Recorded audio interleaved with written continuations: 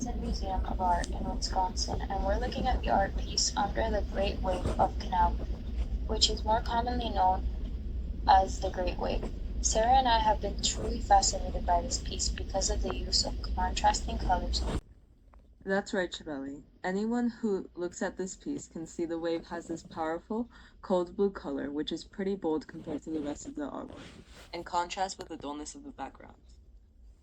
It was made in Japan and from 1830 to 1832, which was the Edo period, a time of relative peace and prosperity in Japan, which allowed for the flourishing of arts and culture. Japan was under the rule of the Tokugawa shogunate at the time and was fairly peaceful and stable society. Art had just started to flourish during this time, and Japan saw a rise in artwork such as haiku poetry, prints, and theater. And although Japan had very strict trade policies at the time, you can definitely see European influence, especially Dutch influence in the work. It resembles many Western prints and uses Western elements like linear perspective, a low horizon line, and Prussian blue. Yes, it was made by the artist Katsushika Hokusai, and it is a print and it is made out of ink and paper. Now, this piece was made using the woodcut method for printing. Woodblock prints made during the Edo period are called yukoi. This method uses a separate block of wood to apply each color and has an overlay of black outlines to help break up the flatness of the colors used. These types of prints are known and recognizable for their use of color and line work. This method also allowed the prints to be mass-produced and sold for a cheap price. Mount Fuji, a symbol of stability and peace, provides a contrasting background, emphasizing the transient nature of life. The print captures a moment of intense drama and invites the viewers to contemplate their place in the world. It was sold in a series of prints called 36 Views of Mount Fuji, which all include Mount Fuji in some way, and it would have served as souvenirs for people interested in the mountain. Hokusai himself was actually very in love with Mount Fuji, which was one of the things that drove him to make these prints. There was also an audience for these prints, considering that townspeople and tourists all alike had this interest in the mountain as well.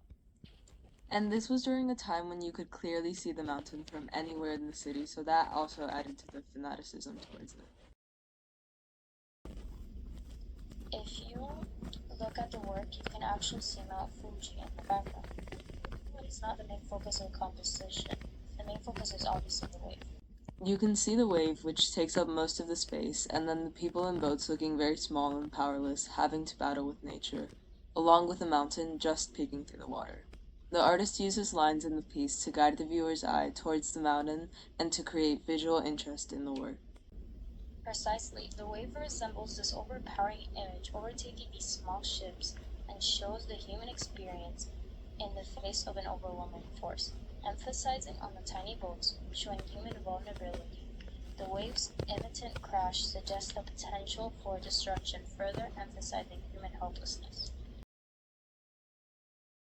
The small boats are dwarfed by the massive wave, making them look fragile and at the mercy of the sea. The scene is frozen in time, capturing the moment right before the fishermen are engulfed by the water. It shows how strong forces of nature can be, and how humans can never compete with it. Hokusai uses this scene to remind us of our place in the world, where nature's forces can easily overwhelm our efforts.